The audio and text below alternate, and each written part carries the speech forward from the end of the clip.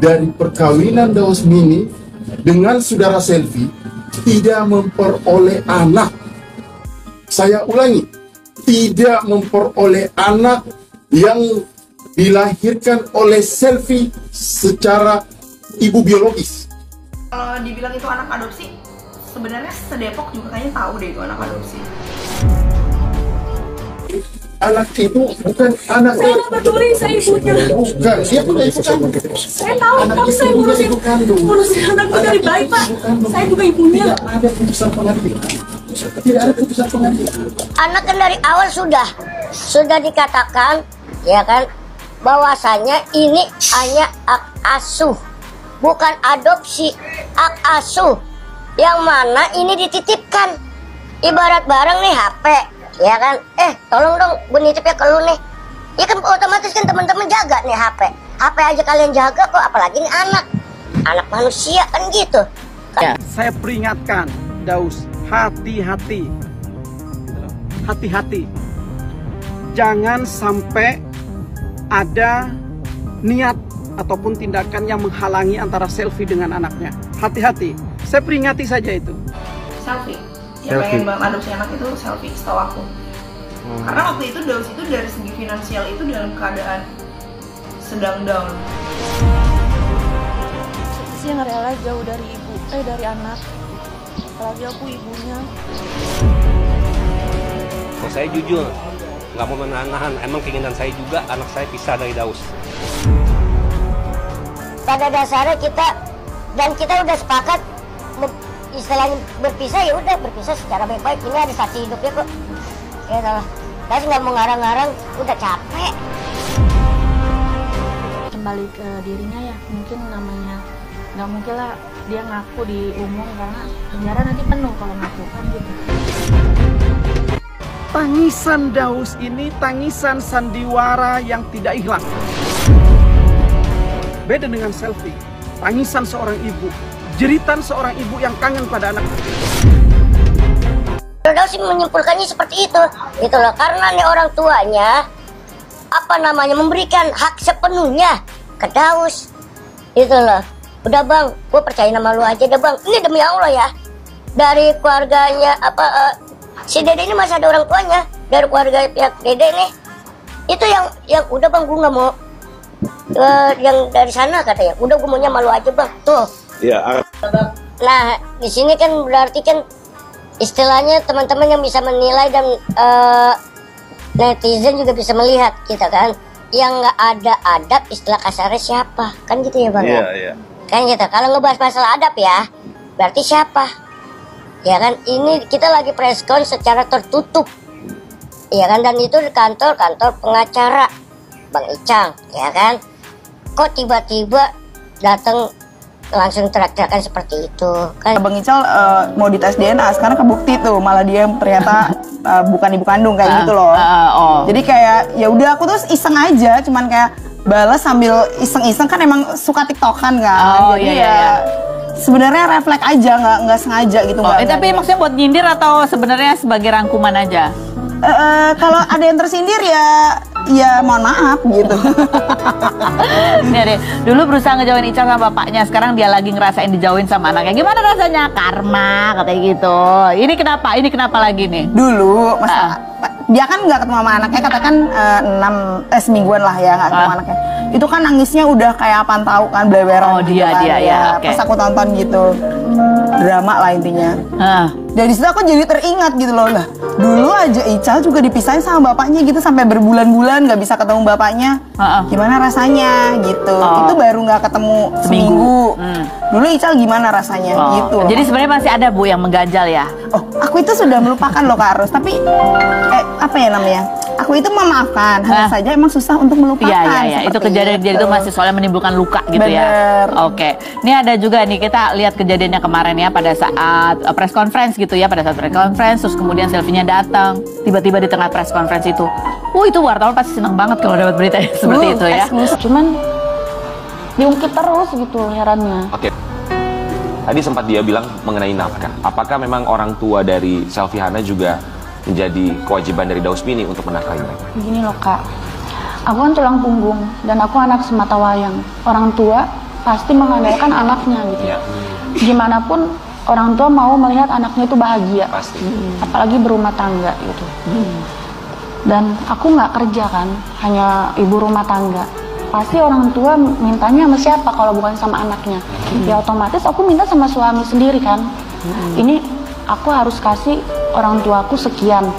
Gak apa-apa, nggak perlu banyak. Yang penting kamu bisa ngasih orang tuaku per bulan berapa? Aku bilang gitu. Ya dia tiap bulan memang ngasih gitu. Cuman diungkit terus gitu, herannya. Oke, Bang, apakah kewajiban suami untuk bisa memberikan nafkah kepada mertua? Kewajiban ke mertua itu tidak ada, tapi penghormatan ke mertua itu Ada. harus, bahkan secara etika itu wajib. Dan gitu. Dan biasanya begini, kita ini apalagi kita biasa dengan adab atau adat istiadat ketimuran lah ya. Ya. Kita biasa minta restu kepada orang tua, minta restu kepada mertua. Tapi ini kan sebaliknya gitu. Daus ini perlakuannya ke orang tuanya. Dugaan perselingkuhan, tapi juga adab kepada orang tua, kemudian Iya. juga menjadi alasan-alasan dibumbui seperti itu. Betul, betul. Artinya Tapi ada, tapi sempat ditanya nggak sebab, kan pasti Mas Dausmini pasti ada sebabnya kenapa dia bisa begitu kepada mertua, kan sempat ditanya nggak? Sempet aku tanya, Alasannya apa? dia bilang saling, kalau mau dihargain, hargain juga saya gitu. Oke. Mengejutkan, Dausmini siap ajukan permohonan cerai jika gugatan Selvi-Hana dinyatakan gugur. Di lain sisi, Selvi-Hana wajibkan Dausmini nafkahi mertua. Warganet kesal. Namanya Dausmini, kecil, tapi tanggung jawabnya besar. Pelawak Dausmini mengaku siap melayangkan permohonan cerai terhadap Selvi-Hana. Permohonan cerai tersebut dilayangkan jika gugatan cerai dari Selvi-Hana di Pengadilan Agama Depok dinyatakan gugur. Insya Allah bakal ajukan permohonan cerai jika gugatannya gugur, ucap Dausmini saat ditemui di Pengadilan Agama Depok, Jawa Barat, Selasa 21 Februari. Sebagai informasi, Selvi-Hana tidak hadir dalam sidang cerai perdana dengan Dausmini di Pengadilan Agama Depok pada hari ini. Oleh karena itu, Majelis Hakim Pengadilan Agama Depok menunda sidang cerai tersebut hingga pekan depan. Kuasa hukum Dausmini, Insang Nasruddin, menilai bahwa gugatan dari Selvi-Hana bakal dinyatakan gugur bila istri kliennya itu tidak hadir lebih dari 2 kali. Ya, benar. Gugur berarti kalau sudah dipanggil secara patut 2 kali dipanggil dan ternyata tidak hadir, maka kewenangan pengadilan untuk menyatakan gugatan ini gugur, tutur Insang Nasruddin. Adapun sidang cerai Dausmini dan Selvi-Hana bakal kembali digelar pekan depan, Selasa 28 Februari. Untuk diketahui, Dausmini dan Selvi resmi menikah pada 9 Desember 2018. Selama menikah, keduanya mengurus seorang anak asuh. Setelah hampir 5 tahun berumah tangga, Selvi-Hana Wijaya menggugat cerai Dausmini di Pengadilan Agama Depok pada 13 Februari 2023. Perceraiannya dengan Selvi-Hana Wijaya merupakan ketiga kalinya dialami Dausmini. Di lain sisi, Selvi-Hana wajibkan Dausmini nafkahi mertua. Warganet kesal, namanya Dausmini, kecil, tapi tanggung jawabnya besar. Dausmini menjadi sorotan lantaran digugat cerai oleh istri dari pernikahan ketiganya, Selvi-Hana Wijaya. Salah satu alasan sang istri menggugat cerai Dausmini adalah lantaran sang suami dinilai tak sopan kepada mertua. Dalam konten Alvin in Love yang tayang di YouTube Cumi-Cumi yang dilihat Kamis 16 Februari, Selvi mengatakan bahwa Dausmini kerap mengumbar permasalahan di status WhatsApp, termasuk ketika ada problem dengan sang mertua. Waktu itu, masalah sama ayah bikin status, fuck you. Ayahku kan tersinggung jadinya. Apaan? Daus ngomong begini.